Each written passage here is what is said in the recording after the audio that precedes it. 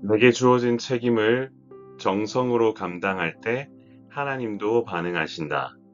창세기 30장 34절에서 43절. 사랑하는 성도 여러분, 라반은 야곱의 제안을 받아들입니다. 야곱은 앞으로 태어날 새끼들 중 얼룩무늬, 점 있는 것, 검은 것을 자기 몫으로 달라고 했지요. 그러나 라반은 그 제안을 받아들이면서도 무늬 있는 가축들을 모두 골라내어 자기 아들들에게 맡기는 모습을 보입니다. 그리고는 야곱과 사흘길이나 떨어지게 해 야곱에게 돌아갈 몫을 봉쇄하려는 모습을 보였습니다. 이처럼 라반은 야곱의 몫을 따로 챙겨주려는 마음이 없었습니다. 처음부터 자기 재산을 보호하기 위한 모습만 보였죠. 자기 것만 챙기려는 탐욕스러움에서 벗어나지 못했습니다. 이처럼 많은 이들이 물질 앞에서 연약함을 드러냅니다. 안타깝게도 이 부분을 개선하지 못하면 하나님의 뜻을 바로 세우는 방향으로 나아가기 어렵다는 것을 알아야 합니다.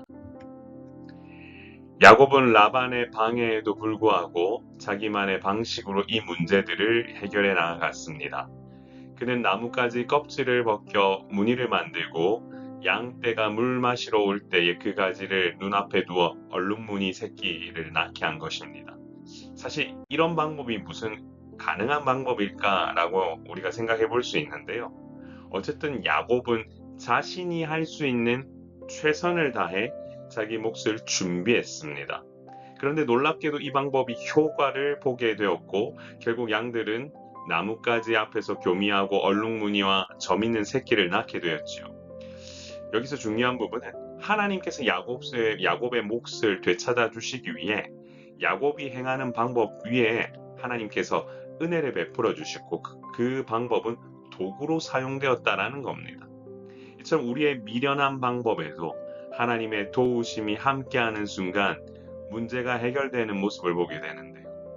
여러분, 하나님의 주권 역사 속에서 우리는 그저 도구로 쓰일 뿐이고 우리는 그 책임을 다하면 하나님께서 또한 도와주신다라는 사실을 여러분 잊지 않으셔야 합니다. 하나님께서 함께 하시면 문제는 해결됩니다. 야곱은 새끼 양을 구분하고 얼룩무늬와 검은 빛 있는 것을 라반의 양과 서로 마주보게 해 자기 양을 따로 두어 라반의 양과는 섞이지 않게 했습니다. 특히 튼튼한 양들이 교미할 때만 나뭇가지를 두어 야곱의 몫을 늘렸고 약한 양들이 교미할 때는 나뭇가지를 두지 않아 라반의 몫이 되게 했습니다. 이처럼 야곱은 하나님의 도우심을 믿으면서도 자신이 할 수 있는 최선을 다해 양을 관리하지요. 사실 모든 것은 하나님의 주권 하에서 이루어지는 것이지만 그 안에서 행하는 믿음의 행동을 통해 야곱은 하나님의 역사를 계속적으로 경험하고 있는 것입니다. 이처럼 하나님의 백성이라면 더욱 적극적으로 삶의 태도를 보이는 게 정상입니다. 하나님의 주권 계획이라는 정해져 있어서 우리가 아무리 해도 바뀌지 않는 그런 것이 아니고요. 하나님은 자기 계획 안에서 자기 백성이 열심히 그 계획 안에 동참해 주기를 소망하시죠. 결국 하나님의 주권 역사 가운데에서 인간이 자기의 책임과 정성을 다하여서 반응할 때 하나님도 그 반응 앞에 들으신다라는 사실을 여러분 기억해야 할 것입니다. 결국 야곱은 부자가 되었습니다. 라반의 횡포와 속임수 속에서 야곱은 아무것도 얻지 못하는 것처럼 보였으나 하나님은 약속대로 야곱을 번성하게 하셨습니다. 이것은 단순히 야곱의 재산이 늘어났다는 것을 의미하는 것은 아닙니다.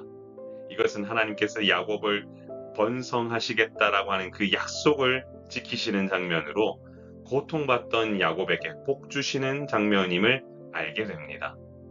이처럼 하나님의 섭리와 보호하심 아래에서 살던 야곱은 결국 하나님께서 허락하시는 복의 당사자가 되어 놀라운 은혜를 입게 됩니다. 그러므로 하나님의 때가 되면 모든 고난과 어려움이 하나님의 은혜로 인해 바뀌게 된다는 사실을 기억해야 합니다.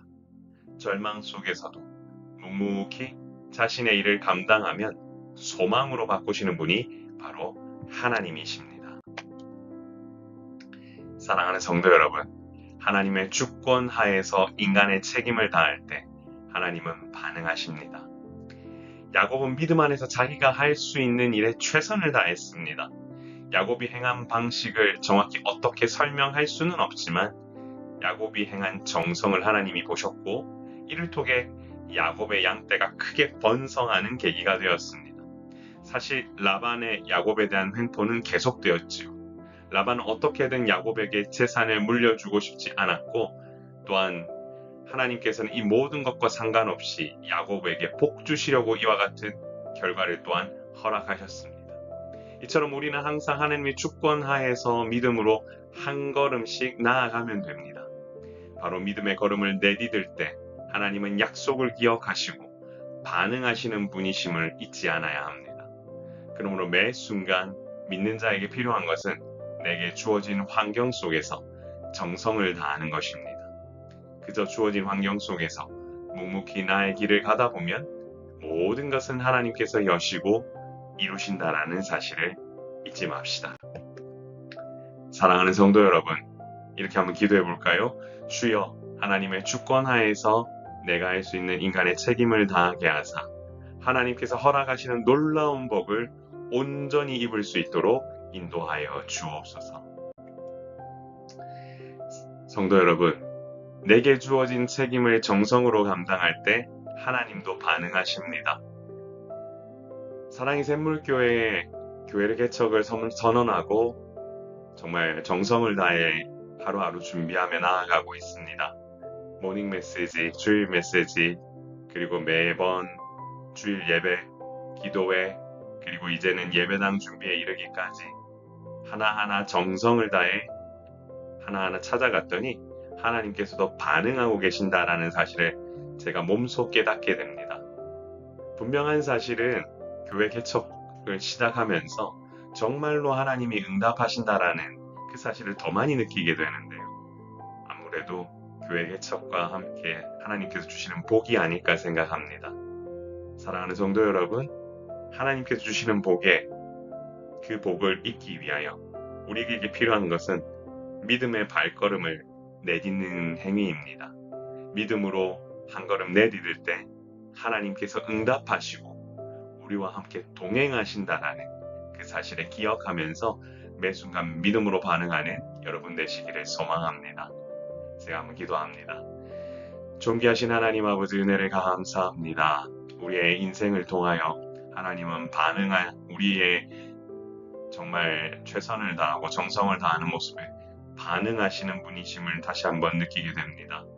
부족하고 연약한 백성이지만 아버지, 이 백성을 통하여 하나님 나라 확장을 위하여 아버지 사용하신다고 하셨사오니 주여, 우리를 통하여도 이와 같은 복이 흘러나갈 수 있도록 주님 우리에게 힘과 능력을 더하여 주옵소서. 사랑의 샘물교회가 가는 발걸음 가운데 주님 함께하여 주셔서 부흥의 역사를 목도할 수 있도록 많은 아버지 젊은 이들을 아버지 붙들어 주시고 또한 많은 또한 사람들을 보내주셔서 이 교회가 정말 건강하게 성장할 수 있도록 도와주옵소서. 오늘도 아버지 부어주시는 은혜 가운데 넘쳐나는 소망이 커져가길 원하오며 우리의 생명이신 예수님 이름으로 간절히 기도드리옵나이다. 아멘. 주님의 은혜가 여러분의 삶 가운데 흘러넘치길 소망합니다. 샬롬.